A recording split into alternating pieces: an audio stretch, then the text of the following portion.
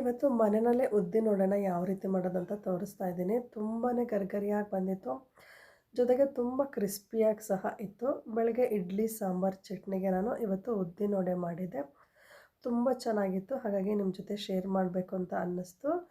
ನೋಡ್ತಾ ಇದ್ದೀರಲ್ವ ಎಷ್ಟು ಚೆನ್ನಾಗಿ ಬಂದಿದೆ ಅಂತ. ಒಳಗಡೆನೂ ಅಷ್ಟೇ ತುಂಬ ಸಾಫ್ಟಾಗಿದೆ, ಹೊರಗಡೆ ತುಂಬಾ ಗರಿಗರಿಯಾಗಿದೆ. ಈ ರೀತಿ ಗರಿಗರಿಯಾಗಿರುವಂತಹ ಉದ್ದಿನವಡೆ ಮಾಡ್ಕೊಳ್ಳೋದಕ್ಕೆ ನಾನು ಇಲ್ಲಿ 1 ಗ್ಲಾಸಷ್ಟು ಉದ್ದಿನ ಬೇಳೆನ ನಾನು ಬೆಳಿಗ್ಗೆ ಇಡ್ಲಿ ಜೊತೆಗೆ ಉದ್ದಿನವಡೆ ಮಾಡಬೇಕಂತಿದ್ದೆ. ಹಾಗಾಗಿ ರಾತ್ರಿಯೇ 1 ಗ್ಲಾಸಷ್ಟು ಉದ್ದಿನಬೇಳೆನ ನೀರಿನಲ್ಲಿ ನೆನೆಸಿಟ್ಟಿದ್ದೆ. ನೋಡಿ ತುಂಬಾ ಚೆನ್ನಾಗಿ ನೆಂದಿತ್ತು. ಬೆಳಿಗ್ಗೆ ಇದರಿಂದ ನೀರನ್ನು ಸಪ್ರೇಟ್ ಮಾಡಿಕೊಂಡು ಸ್ವಲ್ಪನೂ ನಾನು ನೀರು ಹಾಕ್ಕೊಂಡಿಲ್ಲ. ಒಂದು ನೀರನ್ನೆಲ್ಲ ಸೋಸ್ಕೊಂಡು ಮಿಕ್ಸಿ ಜಾರ್ಗೆ ಹಾಕ್ಕೊಳ್ತಿದ್ದೀನಿ. ಸ್ವಲ್ಪ ಮಿಕ್ಸಿ ರನ್ ಆಗೋಕ್ಕೆ ಕಷ್ಟ ಆದರೆ 1-2 ಸ್ಪೂನಷ್ಟು ನೀವು ನೀರು ಹಾಕ್ಕೊಳ್ಬೋದಷ್ಟೇ. ನೀರು ಹಾಕಿ ರುಬ್ಬಿದ್ರೆ ಉದ್ದಿನವಡೆ ರೌಂಡ್ ಶೇಪಲ್ಲಿ ಬರೋದಿಲ್ಲ. ಹಾಗಾಗಿ ನೀರು ಹಾಕ್ದಲೇ ಗಟ್ಟಿಯಾಗಿ ಈ ರೀತಿ ಹಿಟ್ಟನ್ನು ರುಬ್ಬಿಟ್ಕೊಂಡಿದ್ದೀನಿ. ಇದಕ್ಕೆ ಸ್ವಲ್ಪ 1-2-3 ಹಸಿಮೆಣಸಿನ್ಕಾಯಿನ ಸಣ್ಣದಾಗಿ ಹೆಚ್ಚಿಟ್ಕೊಂಡಿದ್ದೀನಿ. ಖಾರ ಜಾಸ್ತಿ ತಿನ್ನೋರು ಸ್ವಲ್ಪ ಖಾರ ಮೆಣಸಿನ್ಕಾಯಿನ ಹಾಕ್ಕೊಳ್ಳಿ. ಇದಕ್ಕೆ ಶುಂಠಿ ಬೆಳ್ಳುಳ್ಳಿ ಪೇಸ್ಟನ್ನು ಹಾಕ್ಕೊಂಡಿದ್ದೀನಿ. ತೆಂಗಿನಕಾಯಿನ ಈ ರೀತಿ ಸಣ್ಣದಾಗಿ ಹೆಚ್ಚಿಟ್ಕೊಂಡಿದ್ದೀನಿ. ಇದು ಬಾಯಲ್ಲಿ ಸಿಗ್ತಾಯಿದ್ರೆ ತುಂಬಾ ಚೆನ್ನಾಗಿರುತ್ತೆ. ಒಂದು ಅರ್ಧ ಹೋಳು ತೆಂಗಿನಕಾಯಿನ ಈ ರೀತಿ ಸ್ವಲ್ಪ ಸಣ್ಣದಾಗಿ ಹೆಚ್ಚಿಟ್ಕೊಂಡಿದ್ದೀನಿ. ಸ್ವಲ್ಪ ಕೊತ್ತಂಬರಿ ಸೊಪ್ಪು ಹಾಕ್ಕೊಂಡಿದ್ದೀನಿ.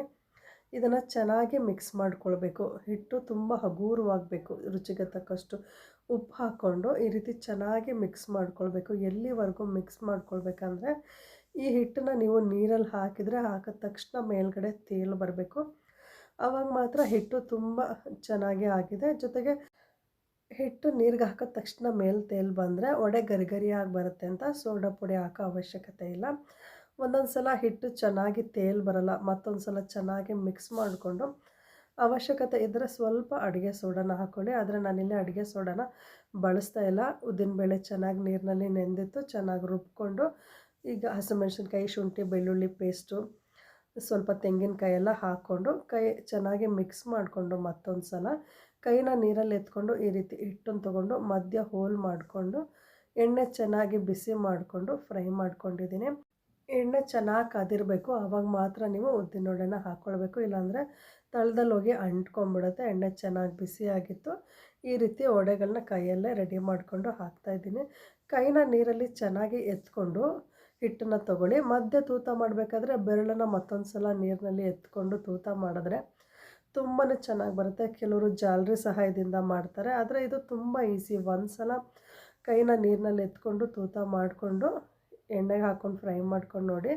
ನಿಮಗೆ ಹೋಟೆಲ್ ರೀತಿಯಲ್ಲೇ ರೌಂಡ್ ಶೇಪಲ್ಲಿ ಮಧ್ಯ ತೂತ ಬರೋ ಥರನೇ ವಡೆ ಮಾಡ್ಕೊಳ್ಬೋದು. ತುಂಬ ಈಸಿ, ಇದು ಕಷ್ಟ ಏನಲ್ಲ. ಹೋಟೆಲಲ್ಲಿ ಸಿಗೋ ಥರನೇ ಗರಿಗರಿಯಾಗಿ ಅಡುಗೆ ಸೋಡಾ ಬಳಸ್ದಲೇ ಮನೆಯಲ್ಲೇ ಚೆನ್ನಾಗಿ ಮಾಡ್ಕೊಳ್ಬೋದು. ನೋಡಿ ನಾನು 1 ಗ್ಲಾಸಷ್ಟು ಉದ್ದಿನಬೇಳೆಗೆ ಒಂದು 10-12 ವಡೆಗಳಾಗಿತ್ತು. ನೋಡಿದ್ರಲ್ವ ಎಷ್ಟು ಸುಲಭವಾಗಿ ಗರಿಗರಿಯಾಗಿರೋಂತಹ ಉದ್ದಿನವಡೆನ ನಾವು ಮನೆಯಲ್ಲಿ ಅಡುಗೆ ಸೋಡಾನ ಬಳಸ್ದಲೇ ಮಾಡ್ಕೊಳ್ಬೋದಂತ. ನೀವು ಅಡುಗೆ ಸೋಡಾ ಹಾಕಿ ಉದ್ದಿನವಡೆ ಮಾಡೋದಕ್ಕೂ ಅಡುಗೆ ಸೋಡಾ ಹಾಕದಲೇ ಉದ್ದಿನವಡೆ ಮಾಡೋದಕ್ಕೂ ರುಚಿನಲ್ಲಿ ಸ್ವಲ್ಪ ವ್ಯತ್ಯಾಸ ಇರುತ್ತೆ. ನೀವೇ ಬೇಕಿದ್ರೆ ಟ್ರೈ ಮಾಡಿ ನೋಡಿ. ಅಡುಗೆ ಸೋಡಾ ಹಾಕದಿದ್ರೇ ಉದ್ದಿನವಡೆ ತುಂಬ ರುಚಿಯಾಗಿರುತ್ತೆ. ಈ ವಿಡಿಯೋ ನಿಮಗೆ ಇಷ್ಟ ಆಗಿದ್ದರೆ ವಿಡಿಯೋನ ಲೈಕ್ ಮಾಡಿ, ಶೇರ್ ಮಾಡಿ. ಧನ್ಯವಾದಗಳು.